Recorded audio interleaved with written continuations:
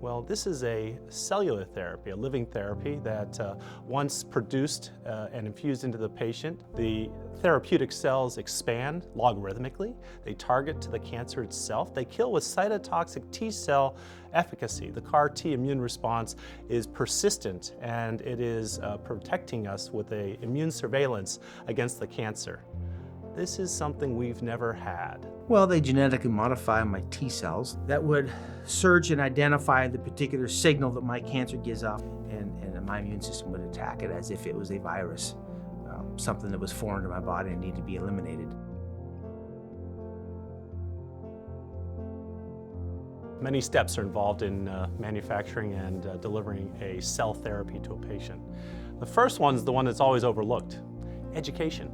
So a patient walks in the room and doesn't really know what you're talking about. They expect another round of chemo. And when you say, no, we're gonna actually make sure you're not on chemotherapy and not on steroids, and then we're gonna collect your T cells, and we're gonna be then modifying your own immune cells. That's where this discussion has to begin. And we went in and it was cut and dry. This is what we're looking at. These are your options, these are your choices. This is what I recommend. This is what I think we should do, and so we proceeded with all the testing that's involved in that. These are very sick patients who have been treated in the community by great docs and applying everything that we know about the management of lymphoma, leukemia, bringing all the great therapies to bear, and yet they're not working. And imagine how frustrating that is to the doctor and the community.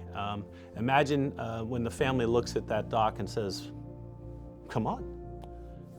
So I feel that. And what I do myself is make myself available to my community docs. It's great to have a conversation then with the referring docs. Certainly, they know how to administer and care for their patients better than I do. But the conversation is, hey, we might need you. And we want to be working together with the patient's best interest here. So that coordination of bringing the patient in is critical.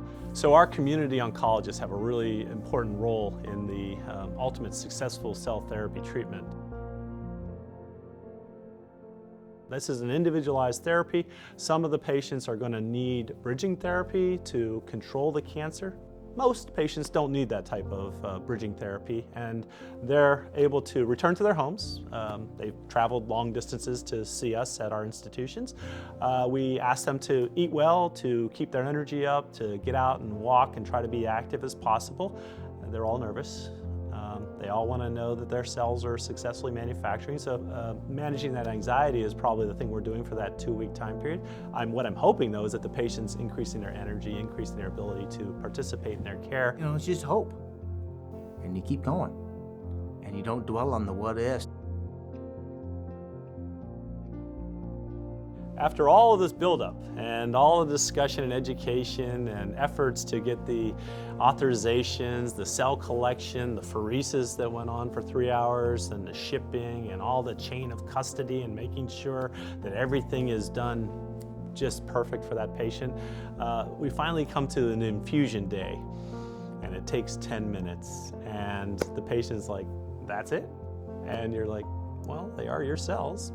We've modified them a bit. It's pretty uneventful, like 15 minutes a drip, and it was done. One of the most important things to assure the family and the patient is that we're not sending your husband or wife home sick. We're going to take care and get them recovered before they come back into the even local housing situation for continued follow-up through those first 28 days, where we think it's really important that the patient be within an hour or two of the treatment center. They're going to be followed initially by the cell therapist who's going to meet with them and their family 28 days after infusion, and probably back again at 3 months to make sure that we're looking at the durability of that response. But now comes the critical thing: transitioning the patient back to that community oncologist, back to their home, and making sure that everybody knows what to do if. What to do if they have a fever, what to do if they are confused, what to do if their white blood cell count goes down. And then I started getting fever. Oh yeah, you're getting fever. Oh yeah, and that's part of the side effects, right? And that's what they're looking for. After 28 days, we have a very special visit in the clinic where we review what has happened, what we've achieved. We pull up a PET scan and compare it to what we had prior to the CAR infusion. I hope it never comes back. I hope I never have to see the expression on my wife's face while I go through that again. It's my hope.